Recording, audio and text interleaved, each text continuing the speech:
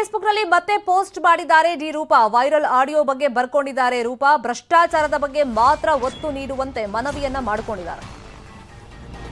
ನಿನ್ನೆ ಸ್ವಲ್ಪ ಈ ಫೈಟ್ ತಣ್ಣಗಾಗಿತ್ತು. ಕಾರಣ ಮೊನ್ನೆ ಸರ್ಕಾರದ ಮುಖ್ಯ ಕಾರ್ಯದರ್ಶಿಗಳಿಗೆ ಇಬ್ರು ಅಧಿಕಾರಿಗಳು ಹೋಗಿ ದೂರನ್ನ ಕೊಟ್ಟು ಬಂದ ಮೇಲೆ ಮಾಧ್ಯಮದ ಮುಂದೆ ಎಲ್ಲ ಮಾತಾಡಬಾರ್ದು, ಸೂಕ್ತ ವೇದಿಕೆ ಅಂತ ಅದಕ್ಕಿರುತ್ತೆ, ನೀವು ಸರ್ಕಾರದ ಗಮನಕ್ಕೆ ತನ್ನಿ, ನಿಮ್ಗೇನೇ ಸಮಸ್ಯೆ ಆದರೂ ವೈಯಕ್ತಿಕ ಸಮಸ್ಯೆಗಳಿದ್ರೆ ಕೂತ್ ಮಾತಾಡಿ ಬಗೆಹರಿಸ್ಕೊಳ್ಳಿ ಅಂತೆಲ್ಲ ಖಡಕ್ ಸೂಚನೆಯನ್ನ ಕೊಟ್ಟಿದ್ರು.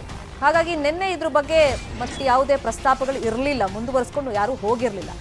ಯಾವಾಗ ಬೆಳಿಗ್ಗೆಯಿಂದ ರೂಪಾ ಮಾತಾಡಿರುವಂಥ ಆಡಿಯೋ ವೈರಲ್ ಆಗಕ್ಕೆ ಶುರುವಾಯಿತು, ಈಗ ಮತ್ತೆ ಅವರು ಫೇಸ್ಬುಕ್ನಲ್ಲಿ ಪೋಸ್ಟ್ ಅನ್ನು ಮಾಡಿದ್ದಾರೆ. ಭ್ರಷ್ಟಾಚಾರದ ವಿರುದ್ಧ ಈಗ ಹೋರಾಡಬೇಕು, ಹೋರಾಡದಂತೆ ಯಾರನ್ನು ತಡೆದಿಲ್ಲ. ಒಬ್ಬ IAS ಅಧಿಕಾರಿ ಕರ್ನಾಟಕದಲ್ಲಿ ಮೃತಪಟ್ಟರು, ತಮಿಳುನಾಡಲ್ಲಿ IPS ಅಧಿಕಾರಿ ಮೃತಪಟ್ಟರು, ಇನ್ನೂ ಹಲವಾರು ಕುಟುಂಬಗಳು ನಾಶ ಆಗಬಹುದು.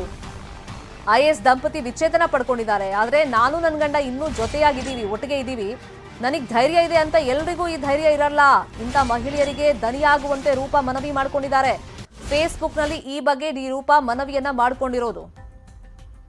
ಆ ಫೇಸ್ಬುಕ್ ಪೋಸ್ಟ್ ಅನ್ನು ತೋರಿಸ್ತಾ ಇದೀವಿ ನೋಡಿ. ಭ್ರಷ್ಟಾಚಾರದ ವಿರುದ್ಧ ಹೋರಾಡಬೇಕು ಅಂತ ಹೇಳಿ, ಅದ್ರ ವಿರುದ್ಧ ದನಿ ಎತ್ತಬೇಕು ಅಂತ ಹೇಳಿ ಕರೆಯನ್ನ ಕೊಟ್ಟಿದ್ದಾರೆ. ಭ್ರಷ್ಟಾಚಾರದ ವಿರುದ್ಧ ಹೋರಾಡದಂತೆ ಯಾರನ್ನು ತಡೆದಿಲ್ಲ, ಏನೆಲ್ಲ ಆಗಿದೆ ಅನ್ನೋ ವಿಷಯವನ್ನು ಪ್ರಸ್ತಾಪ ಮಾಡಿದ್ದಾರೆ ಅವರು. ಒಬ್ಬ IAS ಅಧಿಕಾರಿ ಕರ್ನಾಟಕದಲ್ಲಿ ಮೃತಪಟ್ಟರು, ತಮಿಳುನಾಡಲ್ಲಿ IPS ಅಧಿಕಾರಿ ಮೃತಪಟ್ಟರು, IAS ದಂಪತಿ ವಿಚ್ಛೇದನ ಪಡ್ಕೊಂಡಿದ್ದಾರೆ. ಆದರೆ ನಾನು ನನ್ನ ಗಂಡ ಇನ್ನೂ ಒಟ್ಟಿಗೆ ಇದ್ದೀವಿ, ಈ ತರ ಇನ್ನೂ ಹಲವು ಕುಟುಂಬಗಳು ನಾಶ ಆಗಬಹುದು, ನನಗ್ ಧೈರ್ಯ ಇದೆ, ಎಲ್ರಿಗೂ ಈ ಧೈರ್ಯ ಇರಲ್ಲ, ಇಂಥ ಮಹಿಳೆಯರಿಗೆ ದನಿಯಾಗಬೇಕು ಅಂತ ಹೇಳಿ ರೂಪಾ ಈ ಫೇಸ್ಬುಕ್ ಪೋಸ್ಟ್ ನಲ್ಲಿ ಮನವಿ ಮಾಡ್ಕೊಂಡಿದ್ದಾರೆ.